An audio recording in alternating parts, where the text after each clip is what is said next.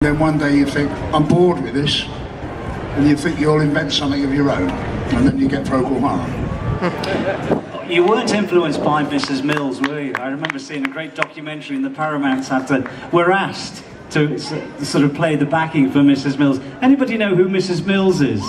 No? Well, let me tell you, she was a British institution. She played a very, very nice, plump lady who played the piano, and she was on lots of TV shows. And she was playing at live days, and she asked, well, I don't think she asked, the Paramounts were asked to back her.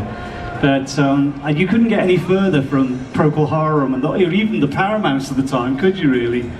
I'm afraid that we turned down backing Mrs. Mills.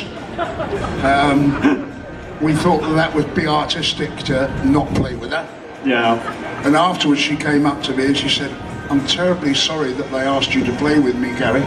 I hope you weren't offended. And suddenly I thought, what a horrible man I am. You played with Mrs. Mills and turned it down. And just think, you could have been bigger sooner had you played with Mrs. Mills. Oh, could have been huge, could have been as big as Pink Floyd. Well, having said that, I mean, you may laugh, Mrs. Mills' piano was in Abbey Road Studios, and the Beatles played that. Oh, I think it was on Lovely Rita, on the Sgt. Pepper album. So she's quite legendary in her own way, really. The start of Procol Harum, of course, the huge single, John Lennon said it was one of his favourite singles. And that must have been great to hear that at the time. What did he do? He said your single, White a Shade of Pale, was his favourite single. Who's that, John? John Lennon, yeah. Terrible liar, John was. Well, according to Tony Bramwell, he said he played it non-stop when it first came out.